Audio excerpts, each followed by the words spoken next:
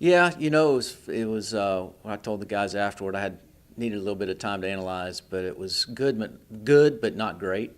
Um, Honestly, this is crazy, but going in, I was thinking we're probably about the 17th best team in this race, and that's where we finished. So, we had some ups and downs. A couple guys really had great races. Obviously, Jacob McLeod had a fantastic race. First time in a big time race. He finished 28th and ran really well.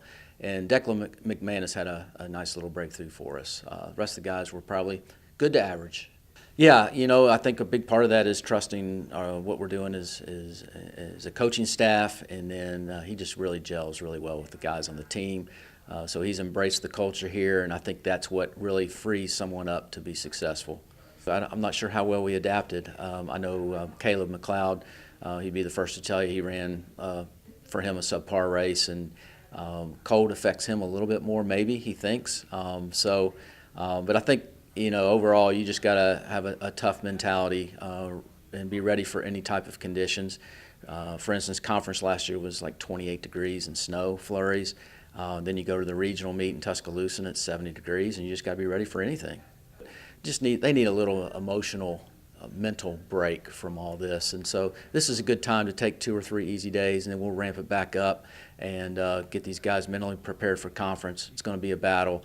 Obviously, Eastern Kentucky is the class of the field, but Tennessee Tech is really good. They ran a fantastic race this past weekend, so we'll be keeping our eyes on them, and there's some other great teams in the conference. Kind of similar to the guys, we were right at the top half of the field.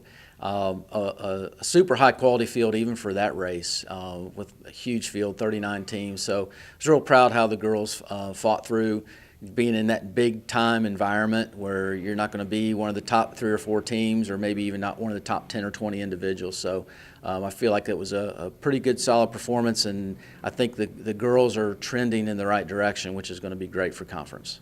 Yeah, that was a big reason why we sent the ladies up there, was to get that 6K experience. We're still a relatively young team, and you don't get to run very many 6Ks throughout the year, so it was a great opportunity just to get that feel for going an extra 3 or 4 minutes. Yeah, for Sierra, that was huge for us. She's been training really well. She's been racing well, but I think this past weekend she raced really well. Just to see her almost leading that really tight-knit pack that we had speaks well for the next few weeks for her. And then Courtney, honestly, she probably was hoping for a little bit better, but she's still, she's that gamer and she's that leader for this team, and we got to have her up front, and she continues to do that for us. I'll throw in another one, Ruth Wiggins. It was her first race of the year. She was not in the A race, but she ran really well in the B race, and I think that she's had some iron issues, and she's getting through that, and she's got a chance to really step it up and get in with that big pack. It's going to help us immensely.